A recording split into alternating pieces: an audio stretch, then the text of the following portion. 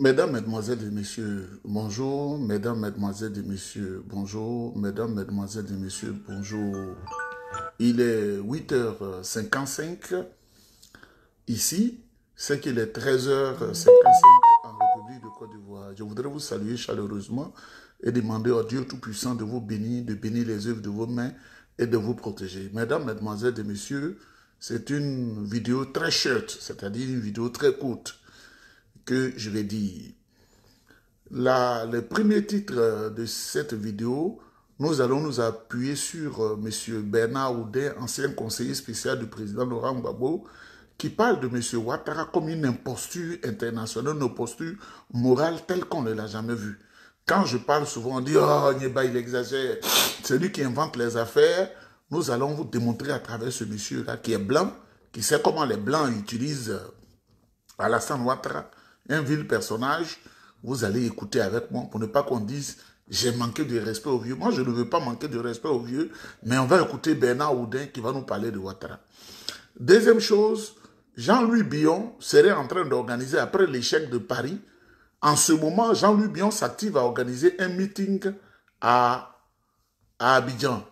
Et ce meeting, dans les réseaux du RDR, les réunions se tiennent, les réunions se tiennent, les réunions se tiennent. Il faut venir au secours de Jean-Louis Billon, le cavalier perdu Jean-Louis Billon, le cavalier incompétent Jean-Louis Billon, le cavalier qui ne sait pas où il va, qui a été corrompu, l'homme du FPI qui est devenu ensuite MPCI, ensuite il est devenu RDR, aujourd'hui il se dit militant du PDCI RDA.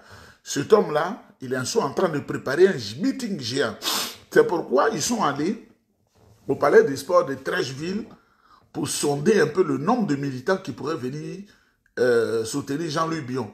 Et je vous dis, dans tous les quartiers d'Abidjan et dans le district des Lagunes, vous allez voir des pagnes PDCI qui sont en train d'être cousues tout azimut chez les tailleurs. En cette période-là, vous verrez que des tailleurs, les pagnes PDCI sont commandées. Vous allez voir les gens, ils sont en train de coudre des pagnes PDCI parce que Jean-Louis Billon veut faire un meeting pour dire que lui aussi il est soutenu au PDCI RDA. Quand le diable est en mouvement, ça fait peur, hein? Donc, mesdames, mesdemoiselles et messieurs, je vous demande d'être vigilants. Ils sont en train de faire des conneries et Jean-Louis Billon se prête à ce jeu.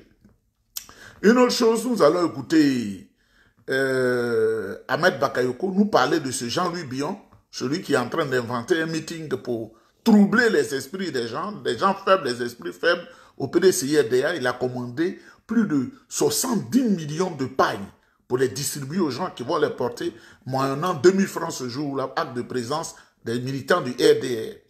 Et je vais vous dire que le dossier est prêt. M. Alassane Ouattara est en route pour la Cour pénale internationale. Nous allons en parler. Mesdames, Mesdemoiselles et Messieurs, bonjour. Bernard Oudin, il ne ment pas. Bernard Oudin est français. C'est un grand expert qui a travaillé avec le président Laurent Gbagbo. Bernard Oudin nous explique que Ouattara n'a jamais été un homme digne. C'est un homme qui accroche son habit où le soleil brille. Il est jamaïcain, il est américain par son mariage avec Mme Barbara Davis. Il devient ensuite, il est burkinabé, c'est-à-dire voltaïque. Il fait des achats. Il arrive en Côte d'Ivoire à 50 ans, en 1989-90. Il épouse Dominique Nouvian, qui est israélo-algérienne, française. Donc, par opportunisme, il devient algérien, israélo-français. Lui, il est partout. Il avait une Guinéenne, la maman de son fils Gaoussou. Et cet acte de mariage, il l'a caché. Il est guinéen. Vous voyez, quand un homme est un imposteur, c'est depuis son bas âge. Bernard Oudin, nous, on va t'écouter. Ce n'est pas Nyeba qui va parler, la technique. Faut pas la technique va nous lâcher aujourd'hui. Hein. On va écouter Bernard Oudin. Moi, ce que j'ai dit là, c'est petit. Ouattara, c'est une imposture. L'immeuble Signal qui est contigu à la police, la direction générale de la police au plateau, a été acheté par M. Ouattara en tant que voltaïque. Mais il est allé prendre des arbres, il a tué les Ivoiriens, s'est imposé.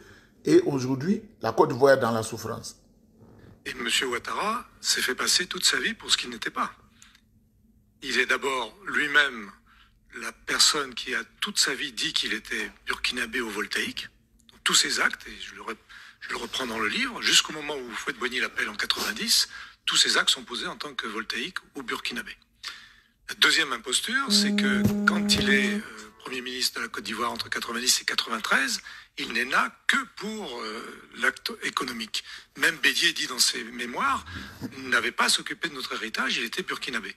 À l'époque de la présidence de d'Houphouët-Boigny. À la mort d'Houphouët, il a même essayé, et j'explique comment, il a voulu violer la Constitution une première fois, puisqu'il a voulu contourner l'article 11 en créant un conseil des sages avec M. Yassé. Et jusqu'à aujourd'hui, M. Ouattara n'a fait que faire le contraire de ce qu'il aurait dû faire quand il était appelé par Houphouët-Boigny. Mais ce soir, Bernard Oudin, on a un Alassane Ouattara réélu président de la Côte d'Ivoire dès le premier tour, avec un score qu'on pourrait dire africain, on disait ça autrefois, 83,7% des voix. Là aussi, vous dites, c'est une imposture ou cette élection vous paraît quand même légitime? Là, on a dépassé l'imposture, on est dans la forfaiture. Dimanche, tous les observateurs, en particulier les journalistes, et je m'en réfère aux journalistes français qui étaient à Abidjan ce jour-là, ont vu la vacuité de cette élection, ont vu le vide dans les bureaux de vote, et on nous annonçait 4 taux de participation entre lundi matin et mercredi matin. On est passé de 40 à 45, à 60, puis à 52. On est un peu au-dessus de 50 finalement. On est autour de 15. Dans la dernière version. On est autour de 15 pour être très sérieux. Oui, mais cela dit, vous remarquez que les adversaires principaux de M. Ouattara dans ce scrutin ont reconnu leur défaite et son élection. Non, aucun adversaire principal de M. Ouattara était dans l'élection. Les adversaires parmi les candidats. Parmi les candidats, il y avait des candidats qui étaient des faire-valoir, qui n'étaient que ça, en particulier l'ex-représentant du FPI, puisqu'il n'est plus membre du FPI. Il n'est représentant du FPI que par la volonté de la justice de M. Ouattara. Mais le FPI historique de Laurent Gbagbo n'était pas dans cette élection, avait annoncé le boycott avec l'accord du président Gbagbo, et c'est la grande majorité des Ivoiriens qui ont boycotté ce scrutin. Mais est-ce que vous sous-entendez, Bernard Oudin, qu'il y a eu un trucage des résultats, un bourrage des urnes? Enfin, on est dans une élection.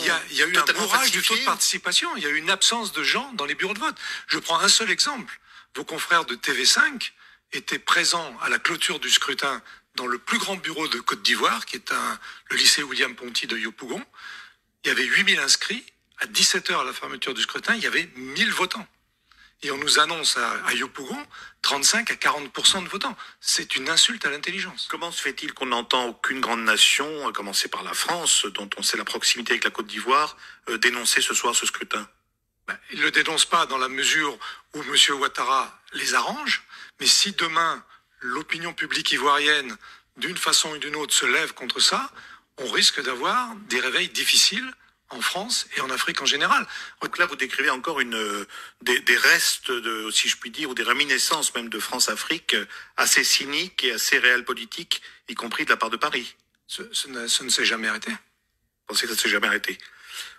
Sans Mme Ouattara, sans Mme Folorou, qui rencontre Ouattara dans les années 80 et qui ensuite l'introduit auprès de Houphouët-Boigny, Ouattara ne fera jamais de politique en Côte d'Ivoire et Ouattara ne sera jamais président. Et elle a tout organisé.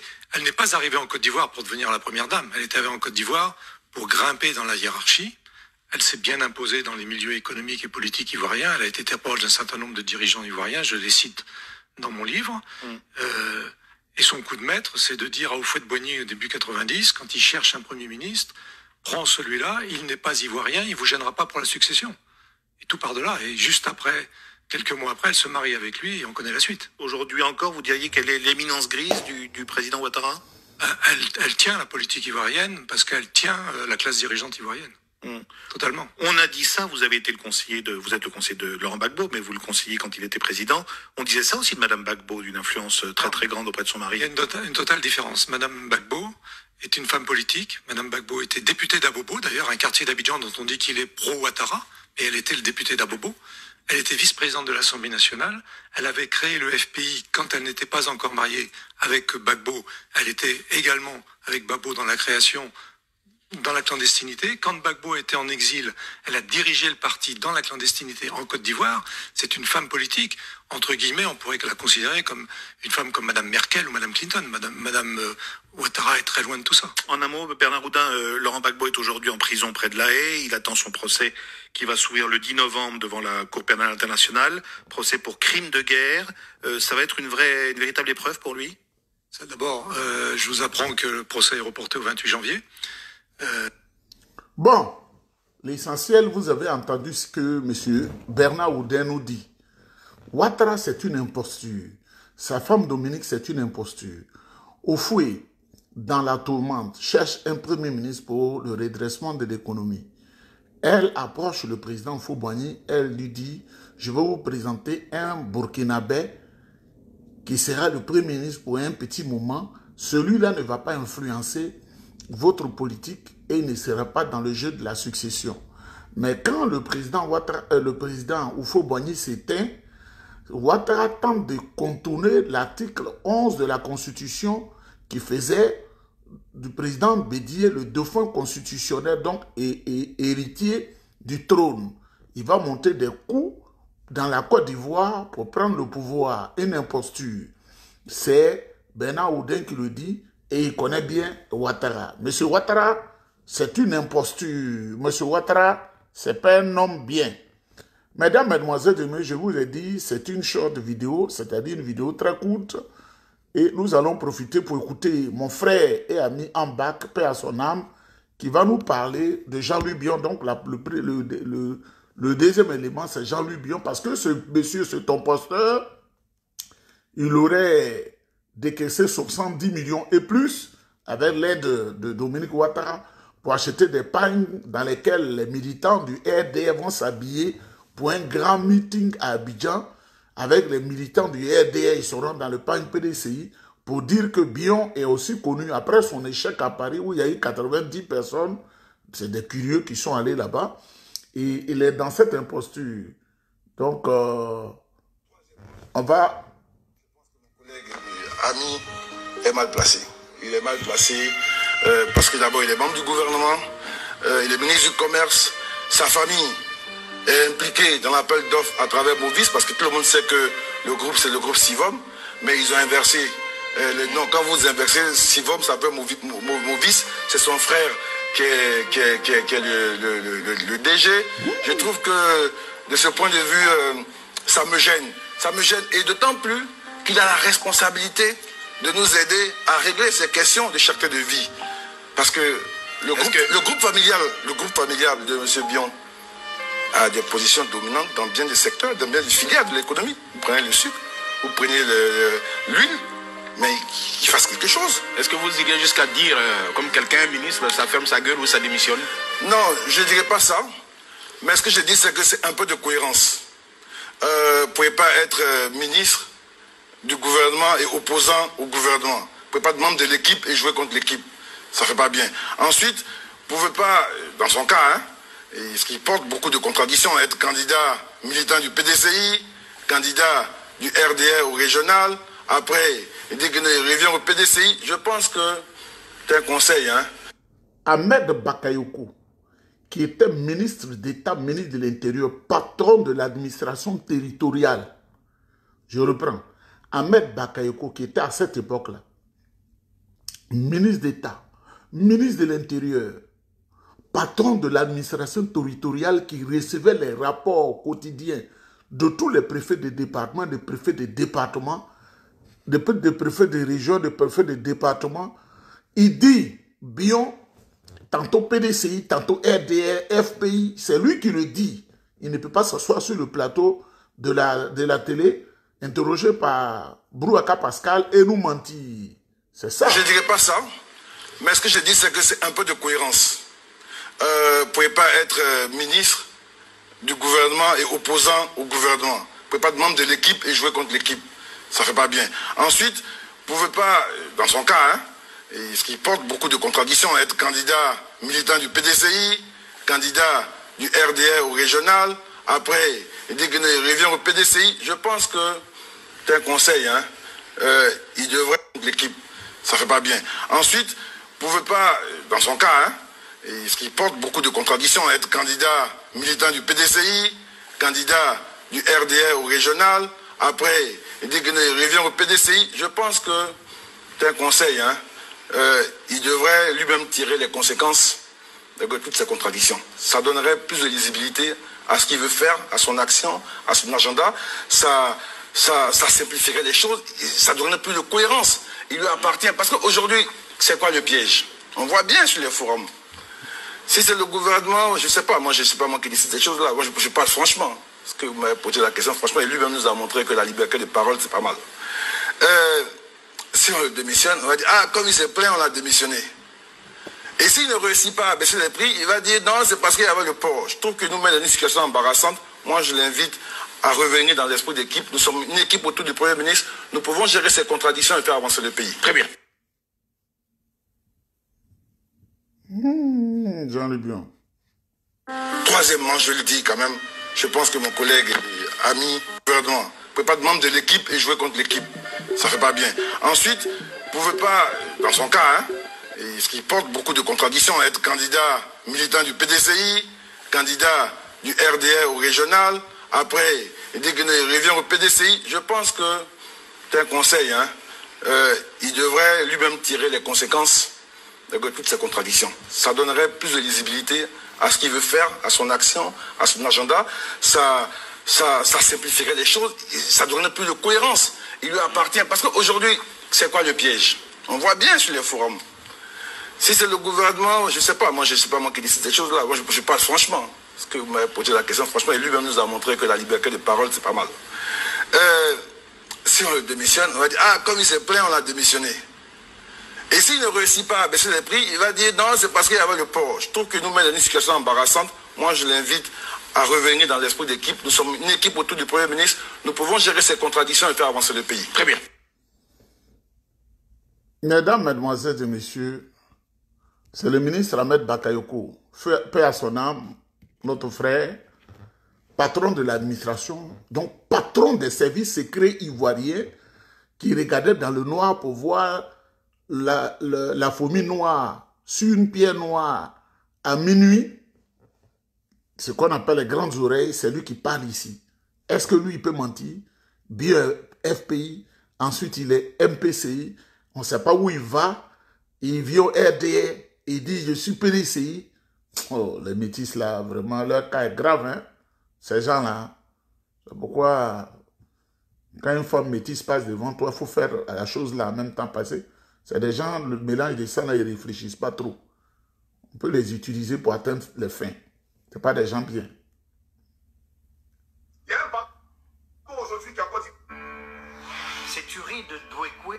Mesdames, Mesdemoiselles et Messieurs, j'ai dit cette vidéo ne sera pas longue. Nous allons nous souvenir du mal que le Ouattara a fait à la Côte d'Ivoire en nous appuyant sur les tueries graves de Douékoué.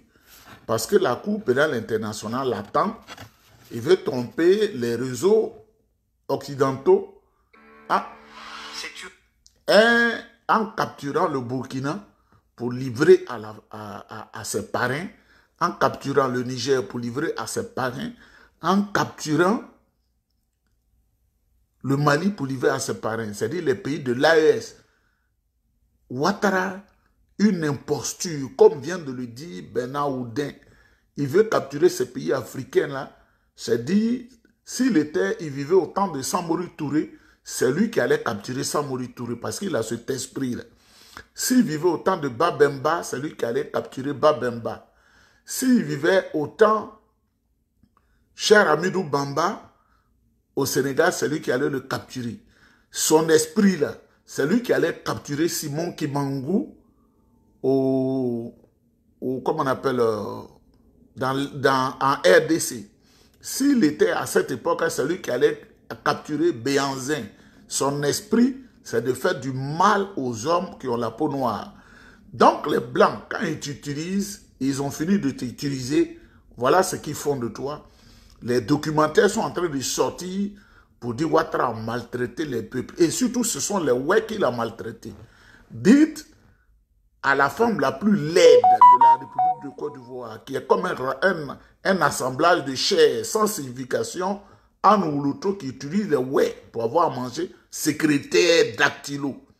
Secrétaire dactylo. Est-ce que moi je serre la main à un secrétaire dactylo? Regardez dans mes yeux. Est-ce que je peux, moi, Nieba, serrer la main à un secrétaire dactylo? Je ne le ferai jamais. Je peux dire bonjour de manière lâche.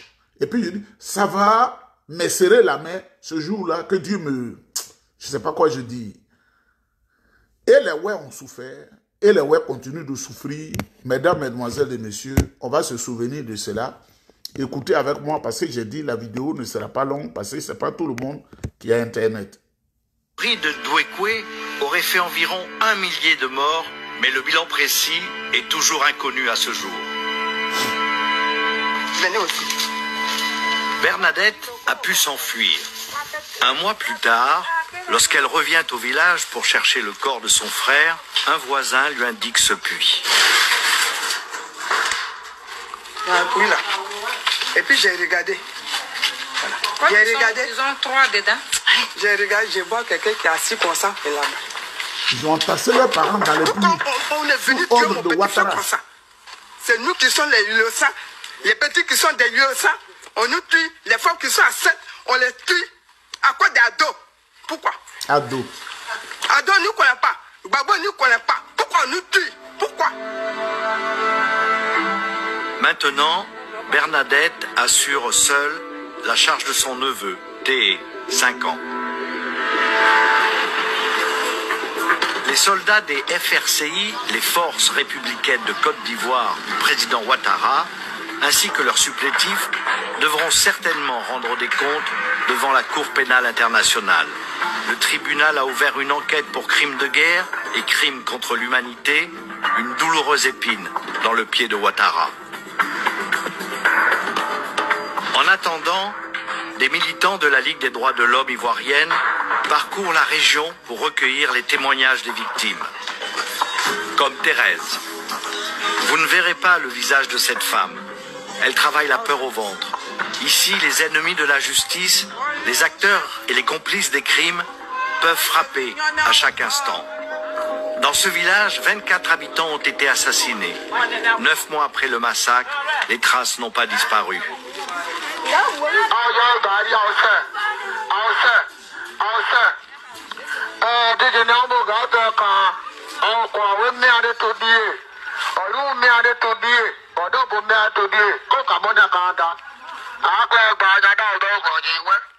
Pendant des heures, sur son petit cahier, Thérèse va tout noter. L'identité des victimes, les circonstances des assassinats.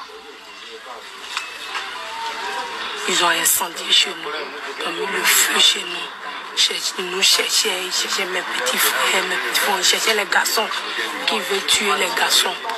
Mais fui, je suis allé à Dawa. À Dawa, il y a un petit qui vivait avec mon oncle au campement. C'est lui, ils ont attrapé maintenant devant nous à Dawa, ils sont allés le gorger comme un mouton. En recoupant les témoignages, Thérèse a cerné les motivations des tueurs. Dans mes enquêtes, par exemple, nombreuses personnes disaient, les bourreaux qui venaient les exterminer, disaient que vous avez botté beaucoup Gbagbo, voilà pourquoi on veut vous tuer. Ça, c'est le premier slogan. Le deuxième slogan, il y en a qui disent, bon, on va vous tuer parce qu'on va s'accaparer de vos femmes et puis prendre vos terres. Aujourd'hui, ces habitants veulent être reconnus comme victimes. C'est la condition pour la réconciliation. J'ai perdu beaucoup de gens, donc il faut la justice. Pour cela, je suis venu témoigner. Il faut que justice soit faite. Même si vous pardonnez un jour, il faut que justice soit faite. Chez moi, tant que justice n'est pas faite, je ne peux pas pardonner. Un homme vient chercher Thérèse. Son frère, un agriculteur, a reçu une balle dans le pied lors d'une razzia. Il s'est caché pendant 1 mois dans la brousse et sa blessure s'est aggravée. Il n'a plus qu'un moignon. Depuis, il se terre ici. Bon, dans le temps, là, si je vais l'envoyer à l'hôpital, ils vont dire que c'est un musicien de Gbagbo, c'est pour le tuer. Or, il n'a pas musicien de Gbagbo, il n'a jamais tiré physique. Une scène difficilement supportable pour Thérèse. Cette violence politico-ethnique la ramène à son histoire personnelle. Elle dit avoir été violée lors de l'offensive des forces du Nord. Douekoué restera dans l'histoire la ville martyre de Côte d'Ivoire. Ce que, en tout cas, moi j'ai ressenti ici, c'est qu'il persistait quand même un sentiment de peur assez grand, peur de l'autre. Il y a... tout le monde a peur. Je peux vous assurer, je vais même plus loin. Mesdames, Mesdemoiselles et Messieurs, voilà ce que Dramane Ouattara a fait à la République de Côte d'Ivoire. Il a décrété un ministère de la réconciliation dans lequel il n'a pas mis les moyens, parce qu'il n'a pas envie de réconcilier les Ivoiriens. Il s'est moqué des Ivoiriens. Ouattara, c'est une imposture. Ouattara, c'est une imposture. C'est une méchante personne. Vous savez, quand nous naissons, chacun a son esprit. Hein. Savez-vous que ce qu'on appelle le diable, la sorcellerie, il y a des gens qui naissent avec la sorcellerie négative. Ils sont négatifs. Et puis il y en a qui sont initiés et qui deviennent négatifs. Il y en a qui naissent avec, il y en a qui sont initiés et deviennent négatifs, et puis il y en a qui ont une âme propre. Comme nous autres qui avons une âme propre. Moi, j'ai une âme propre. Donc, j'aime le bien. La Cour pénale internationale est sur leur trousse aujourd'hui, à leur trousse. Donc, ils cherchent un 4e mandat pour se couvrir. Mais dites-lui que je dis que ça ne va pas prospérer. Parce que je ne le souhaite pas. Ce qu'on sait là, son cas sera plus que Ceausescu et sa femme Elena. Parce que le réseau international dit, comme il aime corrompre les gens, tout ce qu'il leur donne, ils n'ont qu'à prendre, mais ils sont sur une décision, ils vont le taper. Mesdames, Mesdemoiselles, j'ai fini. Une bonne information. Le 1er février, le samedi 1er février 2025, au stade d'Angré, mobilisation exceptionnelle du PDCI-RDA. 1er février 2025, stade d'Angré, mobilisation exceptionnelle du PDCI-RDA. Nous sommes dans la phase de la clarification.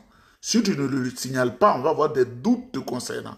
Si tu es de Cinéma Tiali, les gens de Cinéma Tiali et autres, Katiola, Dabakala, ils ont déjà fait la clarification. Si tu as Odiéné, on veut la clarification. Si tu as Amman, oublie un peu les grenouilles et rentre dans la phase de clarification. Si tu as Guiglo ou tout le pleu, tu es militant, la clarification. Mais d'ailleurs, la clarification est faite chaque jour parce que le DG, Gionka, mon frère Gionka, il est scotché à cette région-là, donc tout marche bien. Mais si tu es à San Pedro, la clarification, on te la réclame. Si tu es à Divo, ça s'est fait un peu, mais on veut encore une lisibilité. Divo et toute sa région. Si tu es à Grand Laou, je demande à mon aîné Ali Sissoko, qui aujourd'hui est l'homme important de Grand Laou et sa zone, parce que les bonnes nouvelles que je reçois... Je voudrais d'ailleurs préciser que quand j'étais en 6e, le maire Ali Sissoko était en 3e et il était le premier partout. C'était un homme vraiment extrêmement brillant. Vous savez, j'ai fait le CG de Grand Laou, la 6e, 5e. Et quand le tuteur allait de l'autre côté à Mans, je suis allé à Benkouma, j'ai fait la 4e, 3e. Et de là, on m'a orienté à Daloa, j'ai fait la seconde, première terminale. Ah, moi je ne double pas, hein. Papier de blanc, on regarde depuis tu avances. Moi, je ne double pas. Hein. Chaque année, j'avance seulement. Toute ma vie. Sauf le CM2 que j'ai fait 2 fois. Mesdames, Mesdemoiselles et Messieurs, Ouattara et ses hommes doivent aller à la Cour pénale internationale. C'est de ça qu'il s'agit. On va finir en écoutant notre maman Ala Thérèse. Que Dieu vous bénisse. Que vous ayez la paix chez vous. La Côte d'Ivoire va se retrouver bientôt.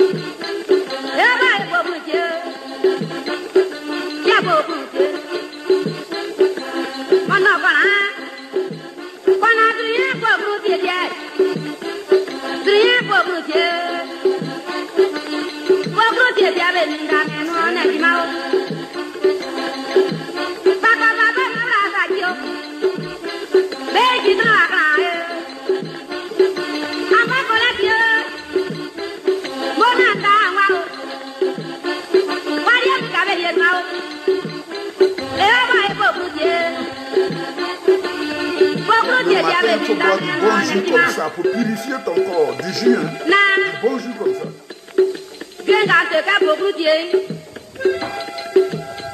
Il faut nous les gars. Et là, il met. Il y a un gars bonheur. Même mort. Quand il est manié, on ne met pas. Même un mois, mais oui, mais noir. Et quand tu vois que tu m'as dit, quoi, quand on avait au sous, de la catouada. Quand tu vois, mais, sur un transport, on y a un qui est mort, quand ils sont nés, ils sont nés, on les met au sous. Yama, il va te dire que, nana, il faut coûter. Les mindane non, ne dis ma bien gantori, il faut nous aller. Nanja ngayo.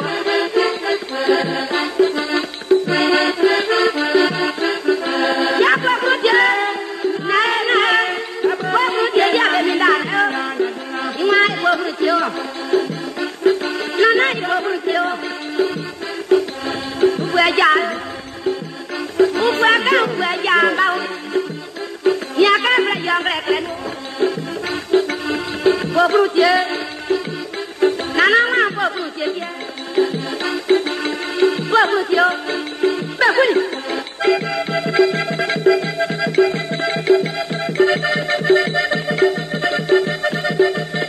Papa, c'est ça le fait. Yaba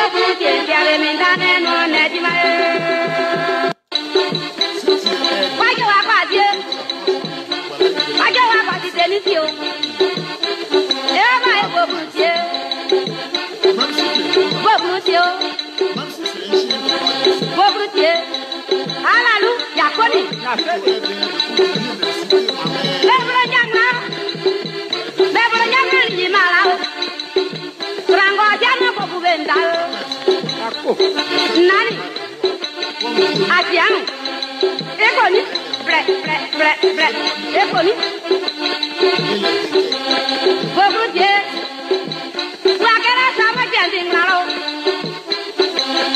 Ewe bro. Ewe bro seriba. Apa bro ni kubo yanu. Ya bori andi ogonuge. Ya bro pai bo dwa. Ya bobo Dieu. Bobo Dieu bien. Bobo Dieu bien le mindane no nejima.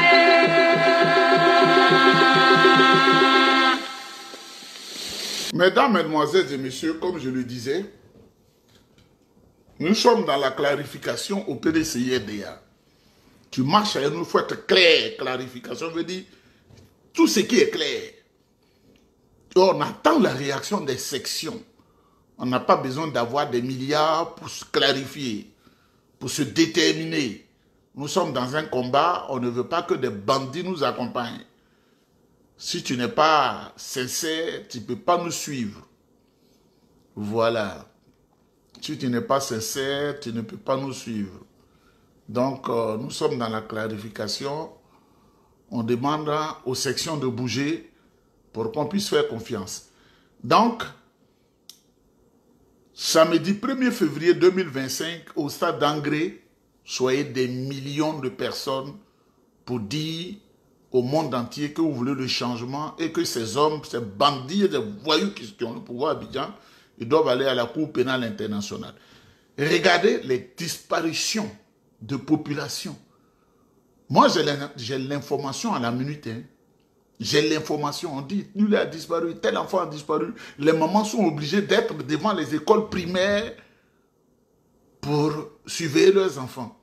Vous savez, Siporex 2, j'ai fait l'école à Siporex 2 à Yopougon. Mais jamais une maman n'est venue chercher son enfant parce que l'enfant va disparaître. Nous tous on marchait, on était petits comme ça, 8 ans, 9 ans on marchait, on allait à la maison, on revenait. Même quand tu es en retard, personne n'a une fois attrapé quelqu'un. Mais sous Ouattara, là, les sacrifices humains se sont développés en Côte d'Ivoire. Mesdames et messieurs, vous comprenez? Sous Ouattara, les sacrifices humains se sont développés. Moi, quand je suis allé à Yokoboué, par une punition familiale, pour faire le CM2, les 2 ans que j'ai fait à Yokoboué, mon village, jamais quelqu'un n'est allé me chercher à l'école. C'est le CM2, tu es un peu grand. Non, on allait avec les cousins, les frères, on revenait et puis on fait chose. Aucune route, on a capturé quelqu'un. Mais aujourd'hui, si tu es seul, que tu es en moto sur une route en Côte d'Ivoire, tu es capturé. Mesdames, Mesdemoiselles, que Dieu nous bénisse, et que Dieu nous bénisse, nous tous, et que Ouattara quitte le pouvoir et ses voyous.